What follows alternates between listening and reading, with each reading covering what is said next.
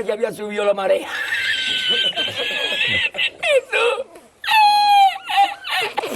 Amis de la masse, bonjour, bienvenue sur la chaîne du Doc et aujourd'hui on va parler malheureusement d'une triste nouvelle. On vient d'apprendre le décès d'El Rizitas, cette personne que vous avez forcément déjà vue sur internet puisqu'il avait un rire contagieux. Et on a appris également que depuis plusieurs mois, il souffrait de problèmes de santé et qu'il était décédé des complications de sa maladie. Sa maladie, c'est le diabète et on va voir dans cette vidéo justement qu'est-ce que le diabète et pourquoi est-ce que c'est une maladie qui est malheureusement très grave. Générique.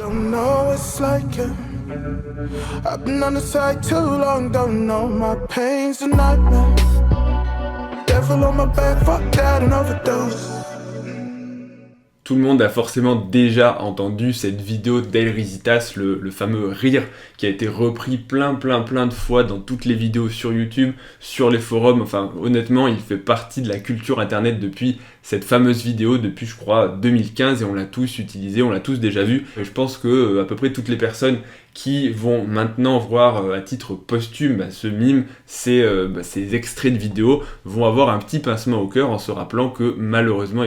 il est décédé. Et on l'a appris hier qu'il était décédé des suites d'une longue maladie, en tout cas d'une maladie chronique qui s'appelle le diabète. Alors ces problèmes de santé, ils sont pas nouveaux puisque il y avait même déjà eu une cagnotte sur jeuxvideo.com pour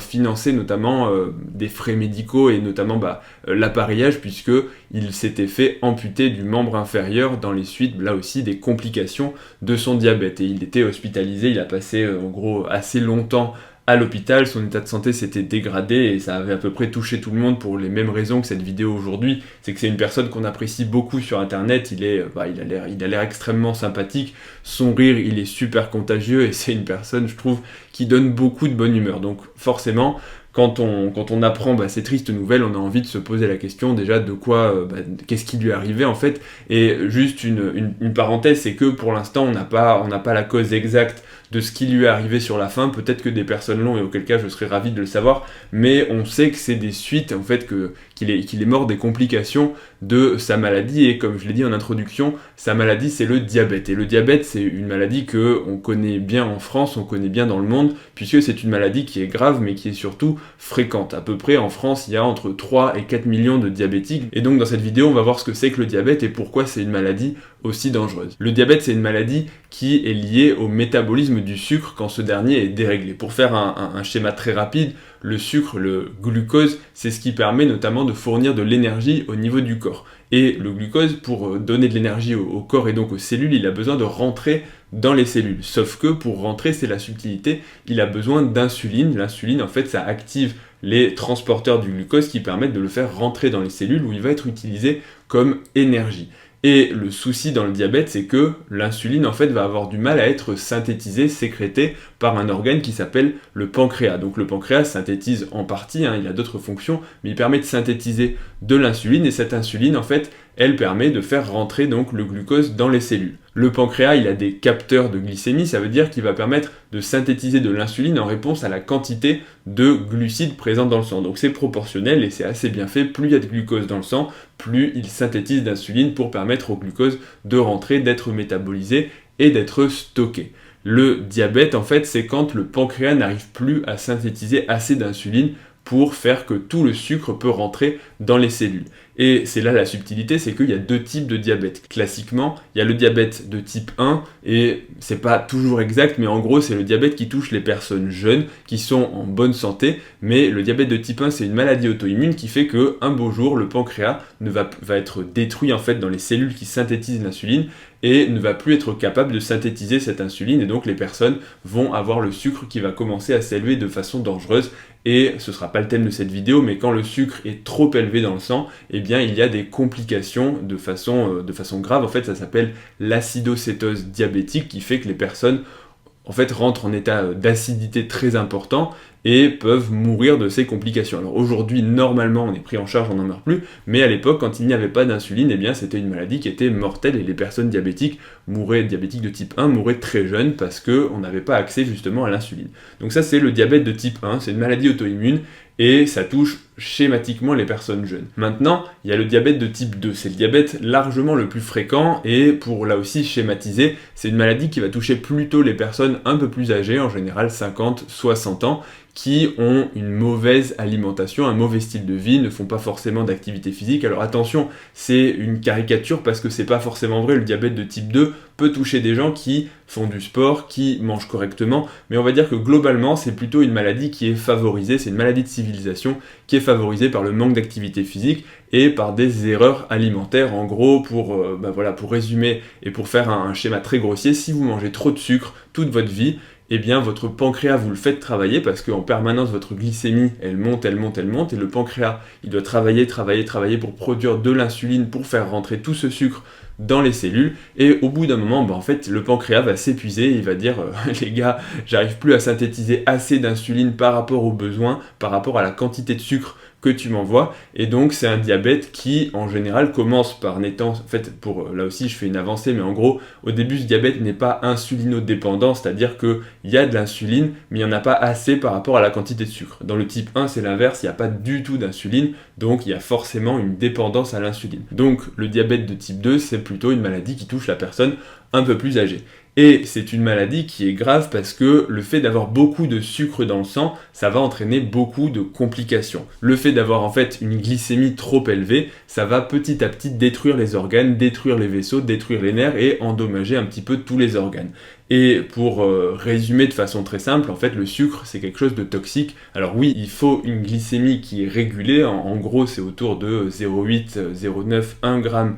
par litre pour permettre d'avoir assez d'énergie pour que le corps fonctionne, mais il n'en faut pas plus parce que en excès, eh bien, le sucre va produire des réactions qui sont toxiques, ça s'appelle la glycosylation, notamment les diabétiques connaissent l'hémoglobine glyquée, la glycosylation des protéines qui va dénaturer les différentes protéines du corps, les enzymes, etc. et en fait qui va faire vieillir le corps de façon plus rapide et donc qui va détruire progressivement les organes. Et par ces organes, en fait, ça détruit les vaisseaux sanguins et c'est les principales complications, ce sont les complications vasculaires, et ça va en fait globalement calcifier les artères, les rétrécir, favoriser les dépôts de cholestérol et donc donner tout ce qui va être complications vasculaires du diabète, et c'est de ça en fait que meurent les gens, et c'est malheureusement probablement de ça qu'est mort notre cher ami L-Risitas, puisque ça va détruire et abîmer les artères au niveau du cerveau, donc ça peut provoquer des AVC, ça va abîmer les artères au niveau du cœur, les encrasser, et donc ça peut provoquer des infarctus, ça va abîmer là aussi les artères au niveau du rein, donc ça donne des insuffisances rénales, c'est une des causes principales en France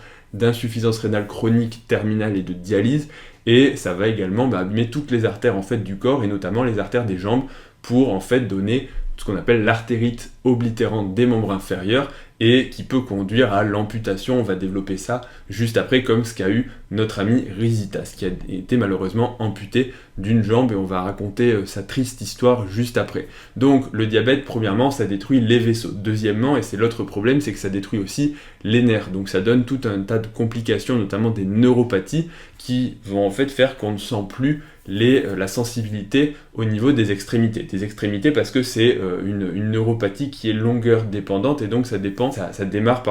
au niveau des extrémités distales, donc le bout des doigts et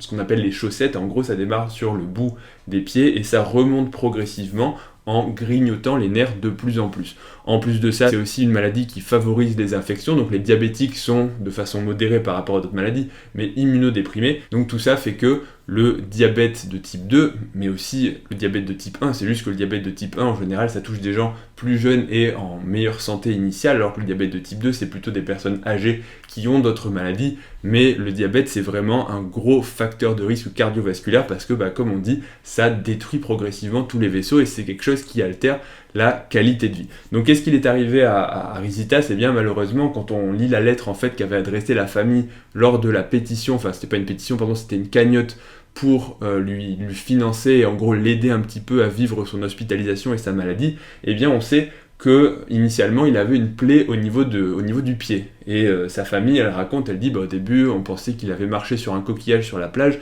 sauf que non, les diabétiques malheureusement ils peuvent avoir des graves complications à cause de petites plaies, c'est ce qu'on appelle le mal perforant plantaire, et les diabétiques le savent, il faut qu'ils inspectent régulièrement leurs chaussures parce que toi, si tu as un caillou dans la chaussure, tu vas le sentir. Mais le problème, c'est que la personne diabétique, à cause du fait que ses nerfs sont endommagés, il ne va pas forcément sentir. Et puis les petits cailloux, mais même l'ongle entaillé, l'ongle incarné, ou en gros le mauvais chaussage, ça va détruire progressivement les pieds, ça va faire des plaies, alors que toi, encore une fois, normalement, tu sens ton pied et tu sens si quelque chose est anormal. Mais là, tu marches sur un caillou, tu marches sur un coquillage, tu marches sur n'importe quoi, tu te blesses, normalement, tu cicatrises, c'est ce qui est censé arriver à une personne normale. Si moi, je me coupe le pied ou le doigt, je cicatrise. Sauf que les diabétiques, comme on l'a vu, ils ont deux choses qui est très problématique. La première chose, c'est qu'ils ont des artères qui sont malades. Donc forcément, la circulation sanguine est altérée et ils ont des retards de cicatrisation parce que forcément, il n'y a pas assez de sang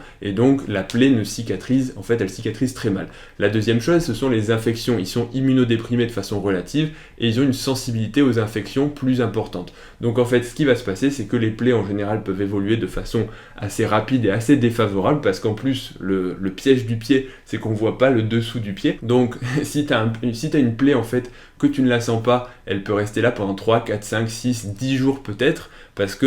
tout le monde ne regarde pas le dessous de son pied tous les jours, enfin en tout cas moi personnellement je le fais pas. Tout au plus tu te frottes un petit peu pendant la douche, mais tu vas pas regarder si tu as quelque chose qui est en train de creuser. Et donc ça, on aboutit au niveau du fameux mal perforant plantaire, perforant parce que il est en train de perforer progressivement pour à terme arriver jusqu'au niveau de l'os et provoquer une atteinte de l'os, et ça c'est véritablement grave, c'est l'ostéite, quand l'os commence à être infecté, et les ostéites c'est déjà quelque chose de très grave chez les gens sains, parce que c'est très long à stériliser, c'est très long à traiter, il faut parfois opérer pour aller nettoyer l'os, et chez le diabétique qui en gros a une mauvaise circulation artérielle, qui est sensible aux infections, qui en plus n'a pas forcément de sensibilité au niveau du bout du pied, donc ça veut dire qu'il va se reblesser, il va rouvrir sa plaie, bref, ça fait des véritables catastrophes. Et donc on aboutit, si c'est pas pris en charge très vite, à des tableaux d'infection sévère, de gangrène, et si l'infection se dissémine, ça donne des tableaux de choc septique qu'il faut traiter de façon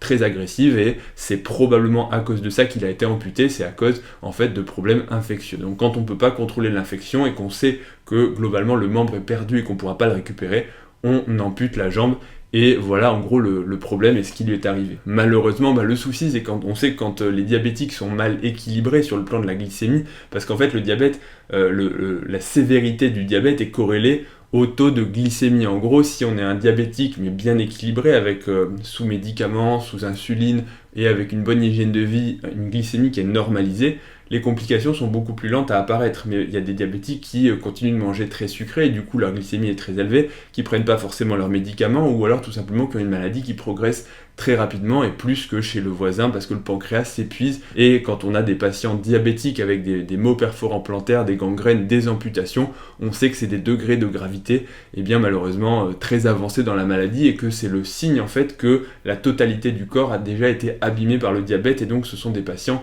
très fragiles. Donc malheureusement, on savait déjà il y a 6 mois que Rizitas était déjà en mauvaise santé et qu'il avait un risque très élevé. Là malheureusement, on ne sait pas ce qui lui est arrivé récemment et donc je ne vais pas m'avancer à faire de diagnostic ou autre, on ne sait pas, mais très probablement c'est ce qu'ils disent, il est mort des complications, donc c'est soit des complications infectieuses, soit des complications vasculaires, donc AVC, infarctus ou parfois des infections non contrôlées, et c'est malheureusement très triste ce qui lui arrive parce que c'est vraiment une maladie qui est un fléau et encore une fois une maladie de civilisation. Donc les généralités, si on veut prévenir le diabète de type 2, c'est d'avoir une bonne hygiène de vie. Alors il y a bien sûr une composante génétique, une composante familiale et des gens qui sont prédisposés et même des gens avec une bonne hygiène de vie, qui font du sport, etc. peuvent développer un diabète de type 2. Mais malgré tout, si on pratique une activité sportive régulière, donc le fait de faire du sport, parce que le sport ça maintient une bonne santé en général, ça permet de diminuer la glycémie et le sucre parce qu'on consomme en fait le sucre, plus on fait d'activité physique